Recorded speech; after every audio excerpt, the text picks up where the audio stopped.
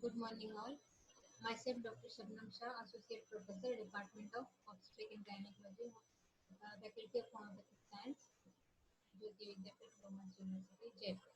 Today, we will discuss about perinatal mortality.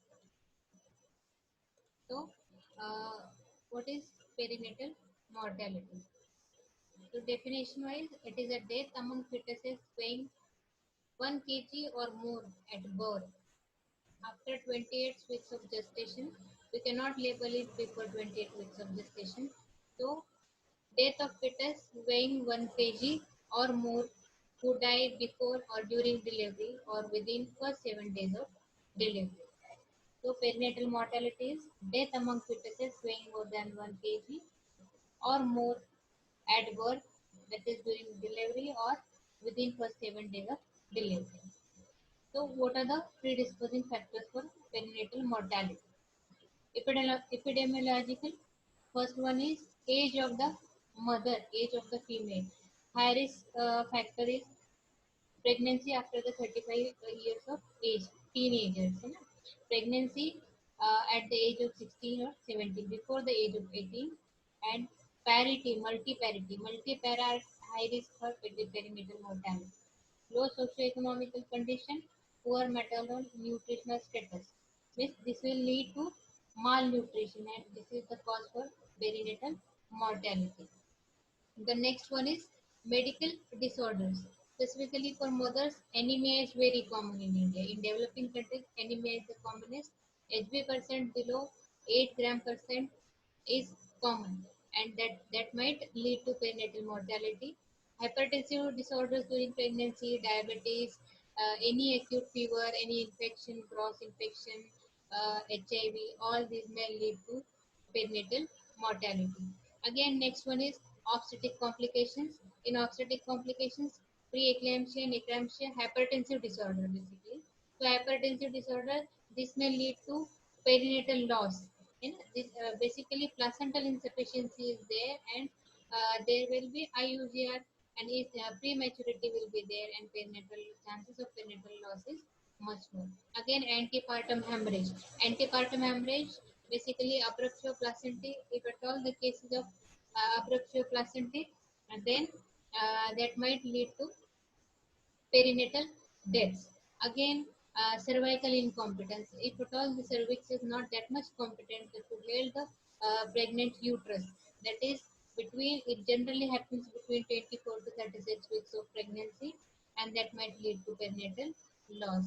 Again, RH isoimmunization. RH isoimmunization, there is more chances of death of the fetus. That is generally after the delivery within first 7 days, chances because of RS isoimmunization is much more.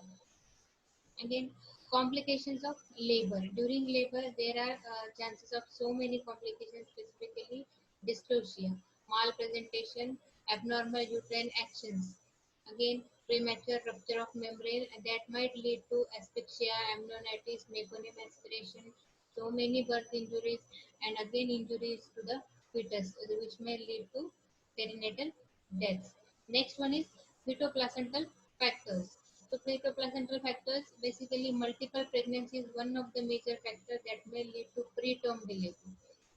Delivery, and that is full term delivery is not possible in many cases. So preterm delivery, that might lead to perinatal deaths.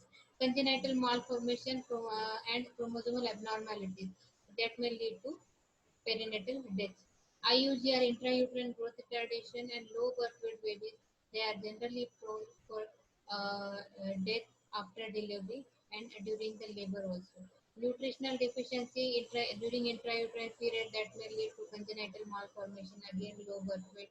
Again, eclampsia, preeclampsia might be the reason for low birth weight babies. Again, preterm labor and preterm rupture of membrane, that might be the cause. That is major cause of prematurity, and that may lead to uh, postnatal death. Again, unexplained causes are there, and that might be the no cause is known for the so many 20% of deaths occur postnatally because of unexplained reasons. Now we will look at the prevention, how we can prevent postnatal deaths. So the first we can discuss is antenatal ANC, pre-pregnancy health care before pregnancy. Counseling is very important part. Pre-pregnancy, before the planning of pregnancy, one must be counsel. Doctor, it is duty of the doctor to counsel the patient about the pregnancy, what is high risk, what are the complication, what might be the complication, and it will mentally prepare the patient for the coming situation. So she will adapt with the situation and she will take the utmost care to become the full term and to prevent postnatal deaths. Again, genetic counseling, high risk cases, specifically pregnancy after the age of 35 years, is very important.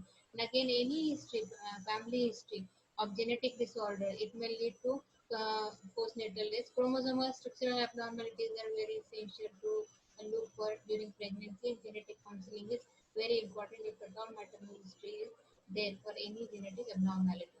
Again, regular antenatal care.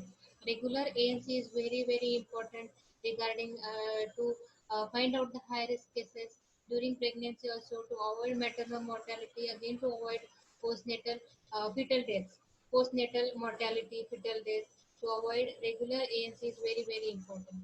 To suggest the proper diet, to suggest proper rest, proper medication is very important. So ANC is very, very important. Next one is detection and management of medical disorders in pregnancy. And that too is possible because of ANC only. So proper ANC is very important to detect hypertensive disorder, again anemia, diabetes, and so many infections. If at all present, we can diagnose and we can treat earlier. Screening of high-risk patient, specifically if the patient is socioeconomically poor, malnourished patient is there, then screening of such patients are very important. Again, multiple pregnancy cases of multiple pregnancy, multiparity, all these cases are at high risk for postnatal death. So screening of such patients is very important. Careful monitoring during labor is very important. Skilled birth attendance is very important during labor to avoid the postnatal death. Provision for referral neonatal services. Provision for reference is important if at all any case is not manageable in any institute in a hospital. So reference for higher hospital, higher care is very important. Again, healthcare education for the mother about the care of newborn so that it may lead to proper care of the newborn, which may decrease the rate of perinatal mortality. Educating the community to utilize family planning services to gap between two kids is very important. So education in the community to utilize family planning services is important. Again, autopsy studies of all perinatal deaths to find out the reason. What is the major reason for perinatal death is important. Neonatal death is what is neonatal death? In neonatal death is death of infant within first 28 days of the birth. Perinatal death is death within first week of the delivery, and neonatal death is death of the infant within 28 days after birth. Now, our topic is stillbirth. Stillbirth is the birth of newborn after 28 completed weeks when the baby does not show any sign of life after delivery. Means the birth of newborn after 28 after 28 weeks, the delivery will be there, so the weight will be more than 1 kg or more, and baby will not be breathe or show any sign of life after delivery is stillbirth. So, what are the important causes for stillbirth? The major cause for stillbirth is birth asphyxia and trauma.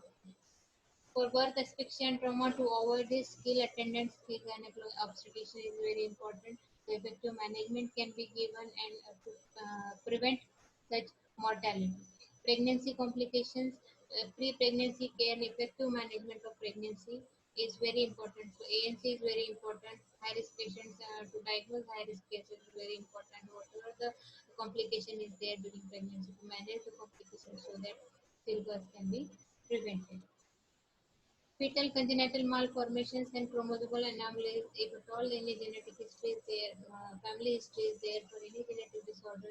So counseling is very important. Pre-conception genetic counseling and prenatal diagnosis is very important to avoid stillbirth. Infection, effective care during pregnancy and labor is very important to avoid any infection, specifically after during labor, clean delivery, and to maintain the hygiene during delivery and after delivery is very important. And so many cases, 20% of cases causes unknown, so there is no chance of any treatment. Thank you for this. This is the session. We end with stillbirth. Thank you. Thank you very much.